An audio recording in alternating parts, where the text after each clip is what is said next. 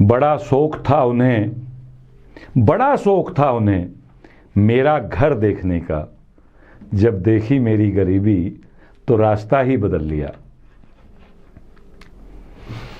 अमीर की बेटी ब्यूटी पार्लर में जितना दे आती है, अमीर की बेटी किसी ब्यूटी पार्लर में जितना टिप दे आती है, उतने में गरीब की बेटी अपनी ससुराल चली जाती है। नमस्कार, आपका हार्दिक स्वागत है आपके अपने चैनल चेतना मंच पर, और आप इस समय देख रहे हैं अपना प्रिय कार्यक्रम मंथन।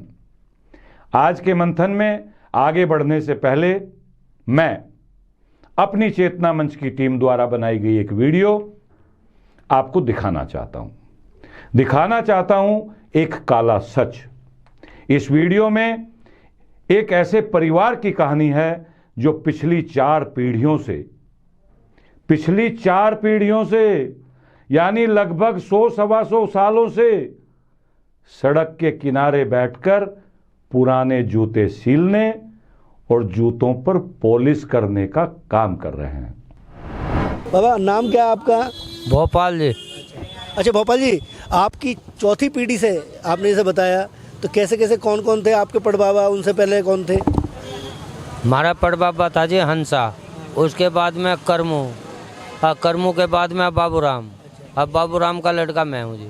हाँ जी। तो ये आपका पुश्तैनी काम है? पुश्तैनी काम है जी। आपके बच्चे कितने हैं? 4 बच्चे हैं जी। 2 लड़की की शादी कर दी सरकार से, भी हमें वो नहीं मिला। जो लड़की के उसमें कुछ 10-20 हज़ार रुपये दे दें, हमें वो भी नहीं मिला जी। अच्छा, उसके लिए आपने कोई अप्लाई किया, प्रयास किया था?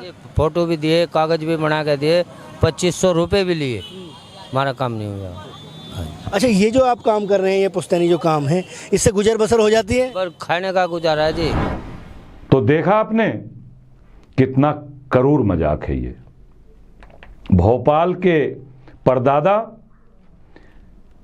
दादा, पिताजी स्वयं भोपाल, और अब आगे उनके बच्चे भी मोचीगिरी करके किसी प्रकार केवल अपना पेट भर रहे हैं। और दूसरी तरफ इसी देश में, हमारे इसी मुल्क में एक उद्योगपति हैं जिसने पहली पीढ़ी में ही व्यापार और उद्योग धंधा शुरू किया, और मात्र 20 सालों में न केवल देश के सबसे बड़े पूंजीपति बन गए हैं, बल्कि रोजाना 1000 करोड़ रुपए कमाते हैं। 1000 करोड़ रुपए की उनकी शुद्ध आमदनी है रोजाना की। जी हां, मैं बात कर रहा हूं भारत सरकार की कृपा से रातों रात मालामाल हो रहे उद्योगपति गौतम अडानी की। अडानी इंडस्ट्रीज के मालिक ये साहब मात्र 60 साल के हैं। इनका जन्म 24 जून 1962 को एक साधारण से परिवार में हुआ था। 27 साल की उम्र में इन्होंने कोयले का व्यापार शुरू किया था, और आज ये पूरी दुनिया यानी विश्व के 100 सबसे ज्यादा अमीर लोगों में से हैं। पूरी दुनिया में जितने अमीर हैं, उनमें से यदि 100 टॉप 100 को आप गिनेंगे तो वहां इन अडानी जी का नाम आता है। ये दोनों तस्वीरें आपके सामने हैं। एक तस्वीर हमने वीडियो में दिखाई और एक तस्वीर के आंकड़े आपके सामने रखे। एक तरफ 4 पीढ़ियों से नारकीय जीवन जी रहा साधारण परिवार, और दूसरी तरफ हमारे सिस्टम यानी व्यवस्था की कृपा से रोज 1000 करोड़ रुपए कमाने वाला एक नया नवेला उद्योगपति।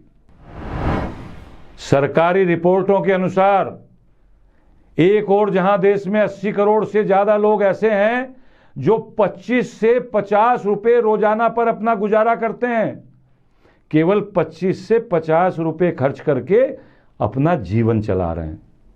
वहीं दूसरी ओर चंद लोग, ऐसे अडानी जैसे लोग ऐसे हैं जो करोड़ों अरबों में कमाते हैं, खरबों में कमाते हैं।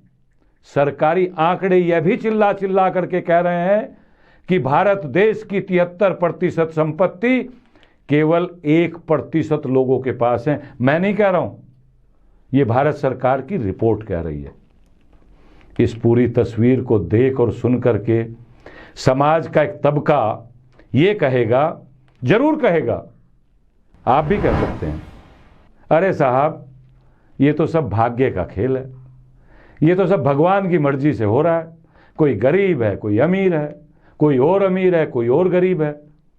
जी नहीं, ये केवल कुतर्क है आपका। सच तो ये है और काला सच है कि हमारी व्यवस्था यानी हमारे देश में चलने वाले सिस्टम का ये फेल्योर है, ये पूरी तरह से निकम्मापन है। इस निकम्मेपन की हद हो गई साहब। हम आजादी के 75 साल बाद भी एक ऐसा सिस्टम इस देश को नहीं दे पाए जहां कम से कम सम्मान से जीने भर की व्यवस्था तो प्रत्येक नागरिक को मिल जाती। हर नागरिक कम से कम इतना तो कमाता कि वो बेचारा सम्मान से ढंग से रह पाता, खा पाता, सो पाता। आज भी ना जाने कितने कितने भोपाल जैसे, जो आपने अभी वीडियो में देखा, इस भोपाल जैसे कितने लोग एक एक दाने के लिए तरस रहे हैं। इस देश में अंग्रेजों का बनाया हुआ एडमिनिस्ट्रेटिव सिस्टम यानी प्रशासनिक तंत्र इतना गंदा, इतना खराब, इतना फेल है कि इस देश की व्यवस्था को खोखला कर डाला है। इसीलिए ये फर्क है, एक तरफ सड़क पर बैठा हुआ भोपाल और दूसरी तरफ 5 सितारा अट्टालिकाओं में रहने वाला अडानी। इस विषय पर सोचना जरूर, और खाली सोचने भर से काम नहीं चलेगा, कुछ करना भी। आप यदि लेखक हैं, पत्रकार हैं, कवि हैं, समाज के किसी वर्ग में काम करते हैं, समाज सेवक हैं, राजनेता हैं, आप अपने स्तर से आवाज उठाइए कि ये हो क्या रहा है। 75 सालों में इतना अन्याय। आजाद हुए हमें 75 वर्ष हो गए हैं।